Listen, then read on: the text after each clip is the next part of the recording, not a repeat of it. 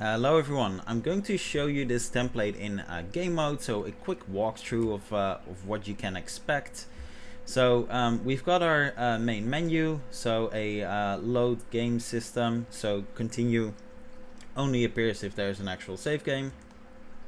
Load games with timestamps and only displaying the slots that are available. We've got a settings screen displaying graphic settings. So this is custom scripting basically for built-in random pipeline, but there's a package for URP as well containing the URP script. We've got some sound settings, so this is all Game Creator 2 sound settings control, and some gameplay settings. So, expand upon this, add more, that's up to you, but it's all set up. New game, so we've got a character customization part as well. There's some custom scripting here too. So we've got a cycler that will simply cycle through active, inactive objects. This is how pretty much every character prefab is set up, Cinti or whatever. So that makes it really easy. Just drop in your own character model and make the right references. I've done numbers here, but you can control that in the script as well. You can just use names instead. So yeah, you select something and then it will get saved in a global variable. And yes, the models and everything you see here are included, but it's an example. So this example also includes blend shapes, because there's plenty, especially slightly more realistic models that have blend shapes. Which is pretty cool. So this is an example on how to use that. If your characters, your own characters don't have blend shapes, you don't need to use this. Just take it out. And yeah, this is a custom instruction which changes the actual material rather than just the instance. So cool stuff. Confirm. Let's enter our name here. There we go.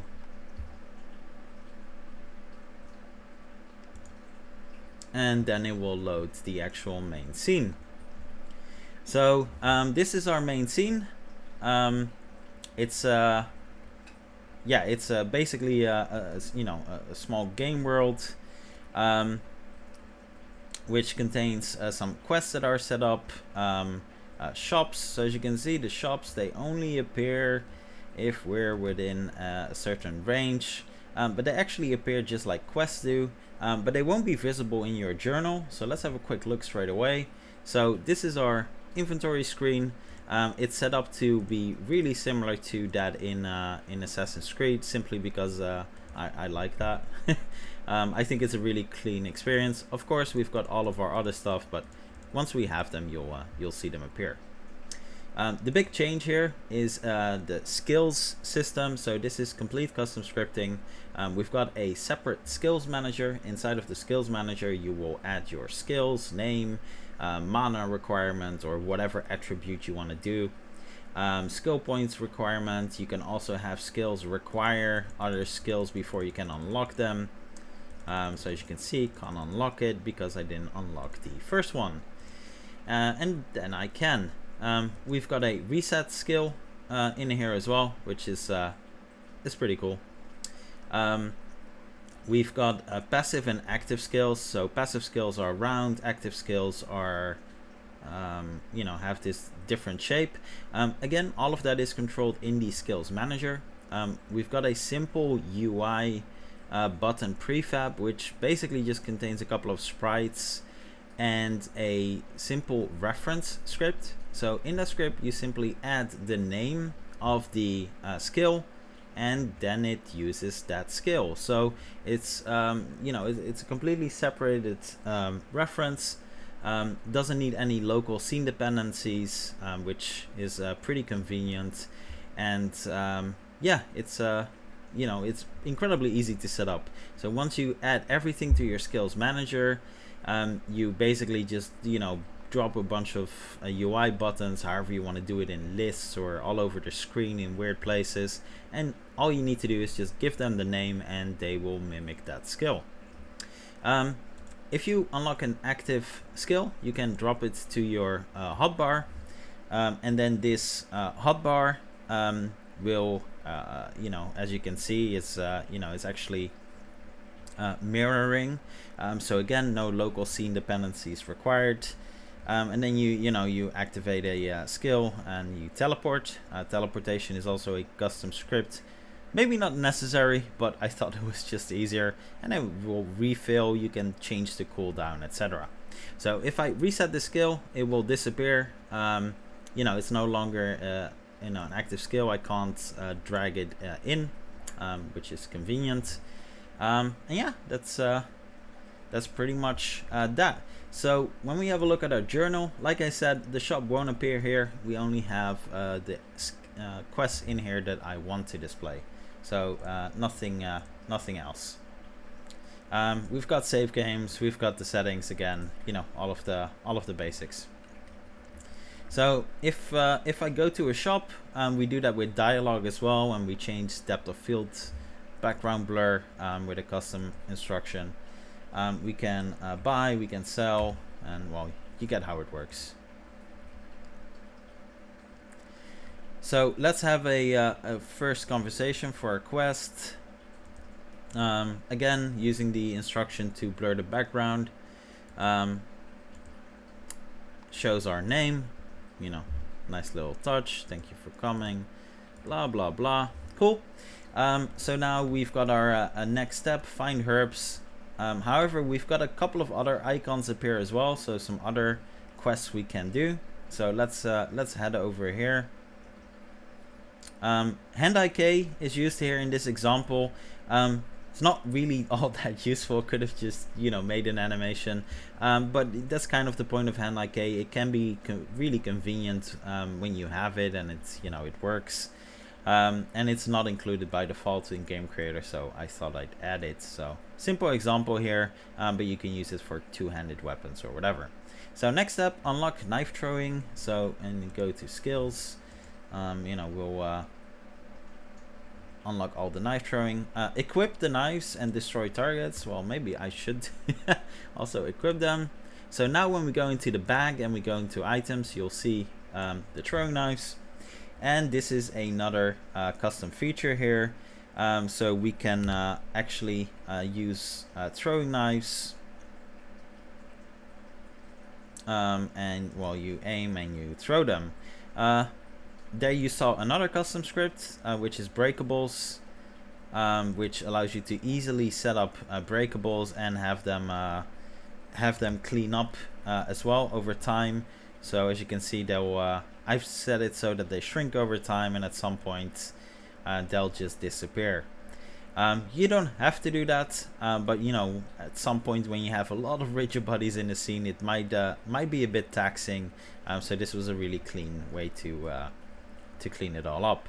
Now, talking about playing some Assassin's Creed, I've added a scan your environment thing as well, which I thought was kind of cool because it's cool in Assassin's Creed, and it highlights what's important. We've got some randomized loot crates and all of the cool stuff. Nice. So let's have a look at the other quest we get here. So this is a quest to show you how it works with pickups, which is something again that is quite normal to do in quests. Like they'll tell you to pick some things up. So we'll have our conversation. Yeah, great. And the quest will literally tell us, okay, go pick up this item, and then go pick up this item, and we've got it completed. So let's have a look. Oh, we've got the potions I picked up as well. Really cool.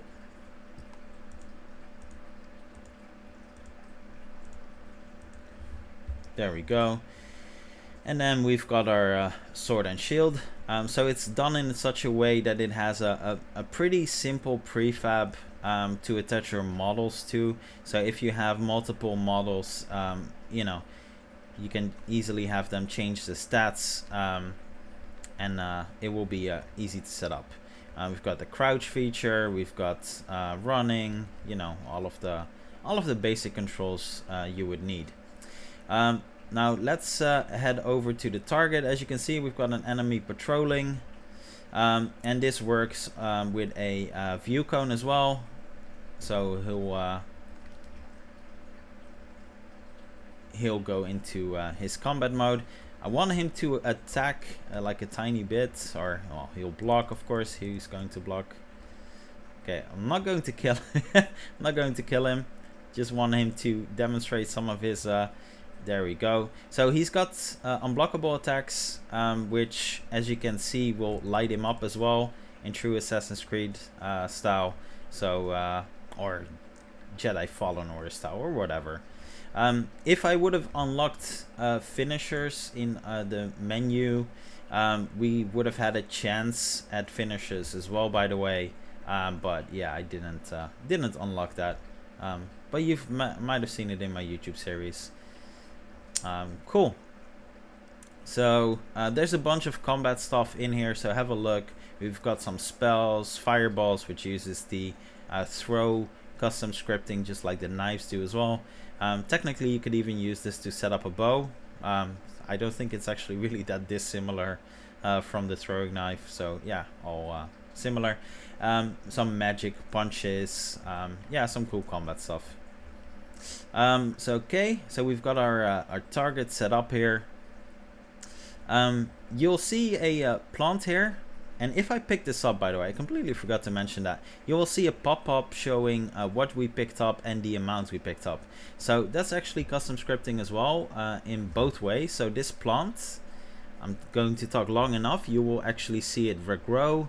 So that's kind of the point. The custom script will uses the Game Creator 2 Interact feature, and over time, you know, plants will regrow, and we can re-loot them.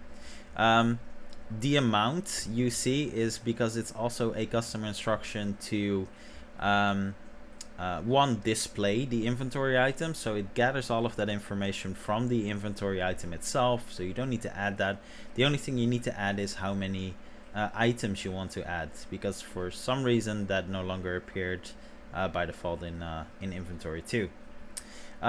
We've got well, obviously we've got some water as well, so I added swimming. As you can see, looks a bit goofy with the sword, but that's alright. So we've got swimming. If you go in deep enough, you'll automatically refloat back to the surface. That's something I set up as well, which is pretty cool. And yes, we've got the wrinkles in the water, some custom shading. Again, if you are using URP, it's quite easy to change most shader graph shaders within it. I will say it is all made for built-in render pipeline, but if you use URP, check out the documentation. It will show you how, generally speaking, you can upgrade shader graph shaders to URP. So yeah, something to keep in mind. We've got another chest here, just an excuse to use the scan again. And then, as you can see, it's randomized. Hoped it would show something else. Actually going to pick up another chest because I kind of wanted to show you some of the other inventory items too. But let's see. Maybe I had the drop rate be a bit too low. Oh, there we go. And okay, well, we've got a metal scepter, so at least a different weapon, which is good. I'll pause in a moment as well just to add some other inventory items so we can actually see them. So we've got, when we go to our inventory and we select the scepter, this was incredibly simple to set up because of the prefab holder, and then, you know, it's well, you can do your stuff. Cool. Some good stuff. So let's get back to Henry.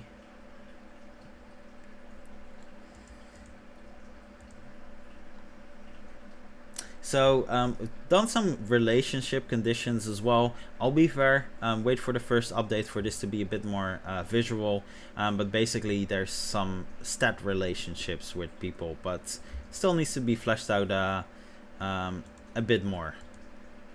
and then based on those conversations you can choose what you get. So we've got a skill book, that's what I picked up. So if I go to our menu now and I go to skill, so we've got the one skill, but if I go to inventory, in our bag, we've got the plants here in ingredients. If I go here and I use this one, now I've got another skill point to use. So quite a conventional method as well, which I thought was pretty cool to show. So yeah, cool stuff. So let's go to skills, and let's activate something else. There we go. I'll drop this in here. And because there are no targets, this might actually not even work. It won't. So let me quickly remove that requirement. And there we go. And yeah, this works in such a way. A lot of camera shake, really cool action, of course. But it will hit an enemy and knock him over. I did a knocking over with a custom instruction, most likely because I just had some trouble with the default instruction. So I made a physics one that is slightly easier to understand, in my opinion.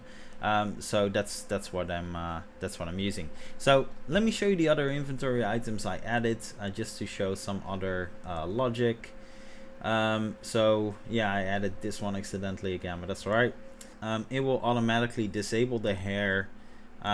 It will still show some hair, so this hair, for example, as you can see, is included, but in this case there's no hair, so it won't show any hair, and that's all just you know, some automated logic as well. So yeah, there we go. So yeah, really cool setup. Again, there's quite a lot of custom scripting, so definitely have a look in you know, in the documentation where it's explained. Most of it is really straightforward, really simple. That's kind of the idea. But you know, I wanted to make sure there was quite a lot more active. And other than that, you know, replace the models with your own. You know, set up your own quests, set up your own things, and you know, this template will make it really easy for you to get a kickstart on your game. Yes, it requires Game Creator 2 and the modules, you know, obviously, as you know, that is our that is the dependency, but I try to add quite a lot of value in here. So thanks for watching, everyone.